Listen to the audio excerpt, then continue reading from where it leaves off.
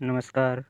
The एजुटेक प्रस्तुत करता है आज आपके समक्ष डीएलएड पाठ्यक्रम सामाजिक अध्ययन श्रृंखला का भाग 14 जिसमें है मिस्र की सभ्यता के बारे में जानकारी।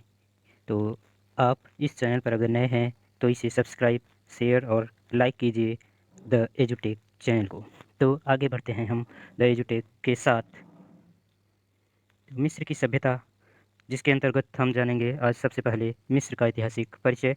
तो पहले हम परिचय की बात कर लेते हैं। तो मिस्र का हजारों साल पुराना एक समृद्ध इतिहास है। प्राचीन मिस्र जो पिरामिड और फिरौन के लिए जाना जाता है, फिरौन वहाँ के राजाओं का नाम एक पद होता था। नील नदी के किनारे जो ये सभ्यता पूरी तरीके से फैली। सभ्यता ने चित्रलिपि, लेखन, उन्नत वास्तुकला और एक जटिल धार्मिक प्रणाली विकसित की। गीजा का महान पिरामिड, स्फिंक्स इस युग के प्रतिष्ठित प्रमुख स्थल हैं। मिस्र ने बाद में विभिन्न राजवंशों का शासन भी देखा, जिसमें तूतनखामुन और रामसेस द्वितीय जैसे प्रसिद्ध शासकों वाला नया साम्राज्य भी शामिल है। देश ने विदेशी आक्रमणों को भी देखा और उसका अनुभव किया। मिस्र में ईसाई धर्म भी फैला और बाद में इस्लाम वहाँ का प्रमुख धर्म बन गया। 7वीं शताब्दी में अरब मुस्लिम विजय ने देश की सांस्कृतिक और धार्मिक पहचान को आकार दिया। सदियों से मिस्र ने ऑटोमन और यूरोपीय प्रभावों का भी सामना किया। मिस्र 1952 में स्वतंत्रता प्राप्त करता है और आधुनिक मिस्र अपनी विधिवत सांस्कृतिक विरासत के साथ क्षेत्रीय मामलों में महत्वपूर्ण भूमिका निभाता है। तो अगर हम फिर आगे मिस्र की भौगोलिक स्थिति के बारे में देखें तो इसका पूरा नाम है मिस्र अरब गणतंत्र। अफ्रीका महाद्वीप के उत्तर पूर्वी भाग में स्थित है। वास्तव में यह एशिया और अफ्रीका महाद्वीपों के संगम पर स्थित एक क्षेत्र है। यह सिनाई प्रायद्वीप के रूप में एशियाई महाद्वीप की अकाबा की खाड़ी तक विस्तृत है। मिस्र अरब गणतंत्र मिस्र का वर्तमान राजनीतिक नाम है। भौगोलिक नाम इजिप्ट या मिस्र के रूप में है। इसका ऐतिहासिक भौगोलिक नाम। मिस्र को भौगोलिक रूप से मुख्यतः 4 खंडों में विभाजित किया जा सकता है: सिनाई प्रायद्वीप, पूर्वी उच्च भूमि, पश्चिमी मरुस्थल, नील नदी घाटी। तो मिस्र की उत्पत्ति के बारे में अगर हम आगे बढ़ते हैं उसके पहले देखते हैं कि आप इस पूरे पाठ्यक्रम में क्या देख सकते हैं इस आपके क्लास में। तो आप इसमें जान सकते हैं सबसे पहला भाग है मिस्र के बारे में, जिसका भौगोलिक परिचय आप लोगों ने अभी जाना। इसके बाद मिस्र की उत्पत्ति, ऐतिहासिक परिचय, मिस्र की सभ्यता की उत्पत्ति कैसे हुई और कहाँ हुई। उसके बाद इसका भाग 2 होता है जो है मिस्र की सभ्यता से संबंधित है। तो इसमें है मिस्र की सभ्यता का महत्व, सभ्यता की विशेषता और मिस्र की सभ्यता की विशेषता जो है उसके क्या कारक, जो उसके प्रभावकारी कारक हैं। उसके बाद इसकी सभ्यता की जो प्रमुख खूबियाँ, विशेषता और खूबियों में अंतर यहाँ पर दिखाया गया है कि विशेषता जो हम दूसरों से कंपेयर करते हैं, खूबियाँ ये हैं कि इसमें थी, ये चीज़ें मौजूद थी, ठीक ना। और इसके बाद है मिस्र की सभ्यता की खराबियाँ, यानी यहाँ पर जो दोष थे उसके बारे में। इसके बाद भाग 3 मिलेगा आपको, मिस्र की सभ्यता का पूरा इतिहास जानेंगे। इसमें है मिस्र इतिहास का तिथिक्रम, यानी मिस्र पूरा जो था उसके जो ऐतिहासिक विकास क्रम है उसके बारे में जानेंगे। मिस्र इतिहास के जानने के प्रमुख स्रोत होते हैं जो साहित्यिक स्रोत और पुरातात्विक साक्ष्य, इसके बारे में जानेंगे।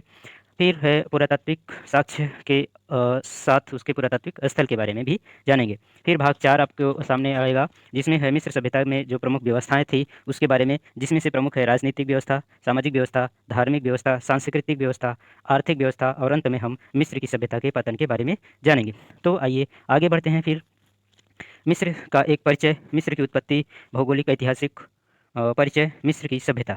मिस्र का भौगोलिक परिचय यहाँ पर जो आपके सामने प्रस्तुत किया गया था, जिसमें था मिस्र एक अरब गणतंत्र अफ्रीका महाद्वीप के उत्तर पूर्व में स्थित है। ये यहाँ पर जो रेड लाइन में है ये है आपका इजिप्शियन सिविलाइजेशन, नील नदी घाटी ये है पूरा जो सिविलाइजेशन की बात है यह है। जबकि मिस्र देश का जो अलग है भाग वो आपके सिनाई प्रायद्वीप में भी जाता है। तो आगे हम बढ़ते हैं मिस्र की उत्पत्ति के बारे में। तो मिस्र की उत्पत्ति प्राचीन काल में से हुई जिसका समृद्ध इतिहास 5000 वर्षों से भी अधिक है।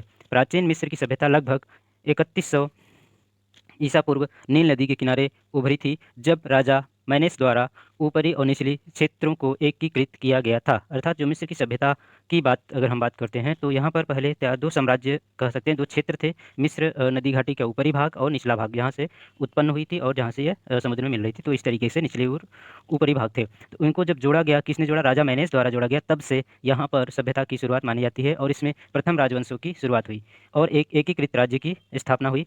मिस्र सभ्यता का उद्गम स्थल बन गया। तो यही जब जॉइंट हुआ, यहाँ पर शुरुआत हुई राजवंश की और यहाँ पर सभ्यता की शुरुआत हुई, जो आगे चलकर वास्तुकला, कला, लेखन, चित्रलिपि और जटिल धार्मिक मान्यताओं में अपनी प्रगति के लिए जाना जाता है।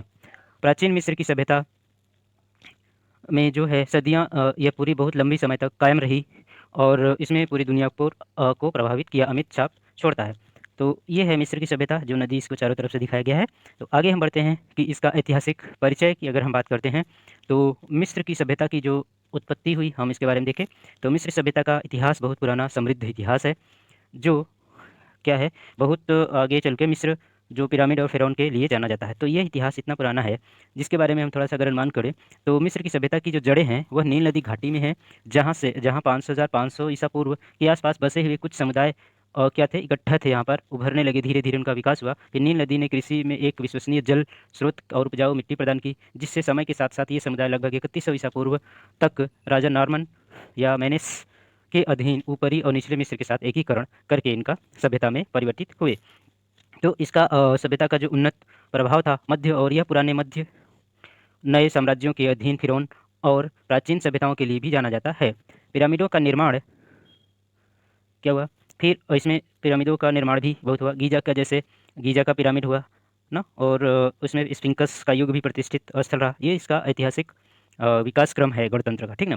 जो है 332 ईसा पूर्व में क्या करता है, सिकंदर के आक्रमण को भी देखता है और फिर 30वीं ईसा पूर्व में रोमन साम्राज्य का प्रांत बन जाता है और आगे अंतिम फ़िरौन पेट्रा के बाद क्या होता है, इसमें एक महत्वपूर्ण भूमिका निभाता है। मिस्र ने ईसाई धर्म फैल गया और बाद में इस्लाम धर्म। 7वीं शताब्दी में अरब मुस्लिम विजय ने इस देश की राजनीतिक और सांस्कृतिक धार्मिक व्यवस्था को आकार दिया। अंत में 1952 में स्वतंत्रता प्राप्त की और आधुनिक मिस्र की एक विविध सांस्कृतिक विरासत है, जो क्षेत्रीय मामलों में महत्वपूर्ण भूमिका निभाती है, ठीक है? तो मिस्र की सभ्यता की जो उत्पत्ति हुई, उसके बारे में देखते हैं। तो मिस्र की सभ्यता की उत्पत्ति लगभग कब, अभी हम लोगों ने चर्चा किया, 3100 ईसा पूर्व नील नदी के किनारे हुई थी।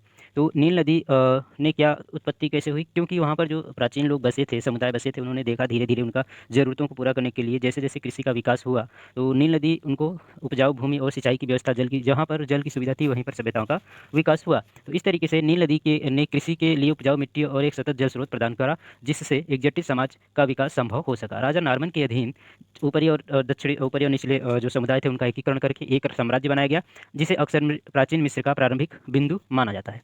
इस प्राचीन बिंदु में राजवंशी शासन और पुराने साम्राज्य काल की शुरुआत को चिन्हित किया गया।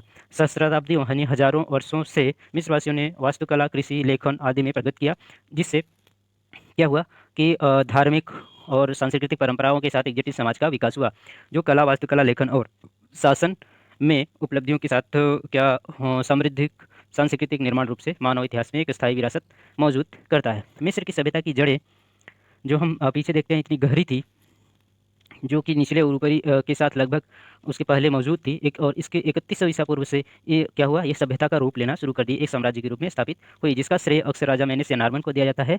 और यह इस सभ्यता ने के विकास में बहुत महत्वपूर्ण घटना थी। और इसमें क्या हुआ, इसमें जो सबसे बड़ी योगदान दिया यहाँ की नील नदी की जो सुविधाएं थी उसमें, जिसमें बाढ़ आने पर उपजाऊ मिट्टी का विकास होता था, सिंचाई हो जाती थी, जिससे बस्तियों को पनपने में बहुत अच्छा अवसर प्राप्त हुआ और दुनिया की सबसे पुरानी और सबसे स्थायी सभ्यताओं में से एक को यहाँ पर स्थापित किया गया। तो नील नदी की फिर इसके बाद इसका दूसरा नाम भी आता है। देखिए यहाँ पर जो चिन्ह किया गया, कैसे हमने देखा, साक्ष्य पाए हैं लोगों ने। पहले खुदाई हुई, फिर उसके बाद यहाँ पर स्थिति क्रमवार से यहाँ पर अलग अलग चीज़ें समझ में आएगी, कैसे खेती हुई, कैसे पिरामिड यहाँ पर पिरामिडों के साथ में रहना शुरू किया और नई आधुनिक व्यवस्थाओं तक आगे बढ़ता है। नेक्स्ट है भाग 2, जिसमें हम जानते हैं मिस्र की सभ्यता के बारे में।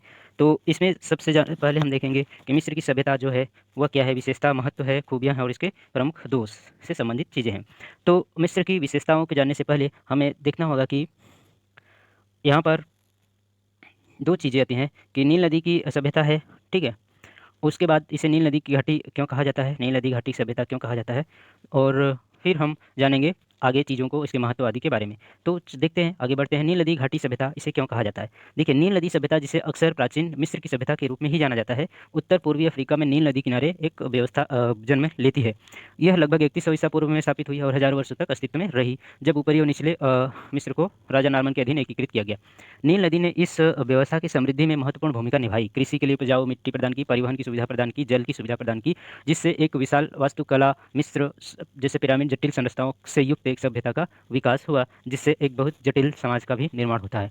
सभ्यता में एकता और अखंडता के काल भी मौजूद थे, जिसमें पुराने साम्राज्य, मध्य साम्राज्य और नया साम्राज्य शामिल थे। नील नदी की वार्षिक बाढ़ और सिंचाई प्रणालियों का विकास भी मिस्र प्राचीन में किया गया, जिससे आर्थिक कृषि का जो है अर्थव्यवस्था में बहुत महत्वपूर्ण योगदान था और उसकी मौलिकता बनाए रखा गया। नील नदी में जो बाढ़ आती थी, जिससे सभ्यता को मिट्टी जो यूज़ की गई थी उसका भी पुनर्जीवन हो जाता था और इससे नई सुविधाएं मिल जाती थी।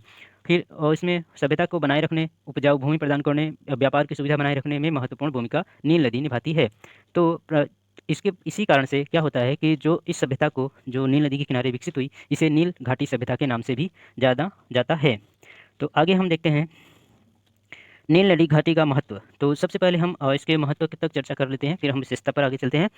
तो मिस्र की सभ्यता विभिन्न कारणों से इतिहास में अत्यधिक महत्व रखती है। यह 3 सहस्राब्दियों यानी 3000 से अधिक समय तक नील नदी के किनारे फलती फूलती रही। इसका महत्व निम्नलिखित बिंदुओं से हम समझ सकते हैं। तो यहाँ पर जो निम्नलिखित बिंदु हैं उनमें है प्राचीन सभ्यता या प्राचीन इसकी प्राचीनता के बारे में बात कहा गया है। तो क्योंकि ये बहुत ही प्राचीन सभ्यता थी, ठीक है। तो जब प्राचीन सभ्यता थी तो इसका मतलब क्या हुआ कि जो हमारे यहाँ तक प्राचीन उपलब्धि थी वो कहाँ से प्राप्त होती है, मिस्र में मौजूद थी, ठीक ना। तो इसका जो महत्व सामने हमारे सामने आता है वो इसी रूप में आता है कि तो इसमें अब हम देखते हैं क्रम से एक करके महत्व था, विशेषता थी, इसका खूबियाँ थी। तो नील नदी इस घाटी की सबसे बहुत प्रमुख क्या थी, विशेषता रही है। तो इस विशेषता में हम ये समझ पाते हैं कि जो इसका उद्देश्य था वो सामने आता है। अभी हमने देखा कि नील नदी घाटी सभ्यता भी इसे कहा जाता है। फिर इसमें जो विशेषता थी वो क्या थी, चित्रलिपि का उपस्थित होना।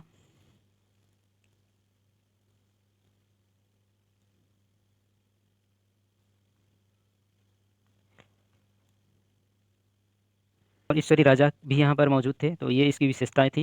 और यहाँ पर उसके बाद है वास्तुकला, सामाजिक पदानुक्रम, चिकित्सा में नवाचार, कैलेंडर और गणित, धर्म, कला और संस्कृति, चिकित्सा और विज्ञान, कृषि में नवाचार, व्यापार और अर्थव्यवस्था, तकनीकी सरलता, कानूनी प्रशासनिक प्रक्रिया, दीर्घकालीन अवधि और ज्योतिष का ज्ञान। तो ये थे इसकी प्रमुख हम विशेषता की झलक कर सकते हैं।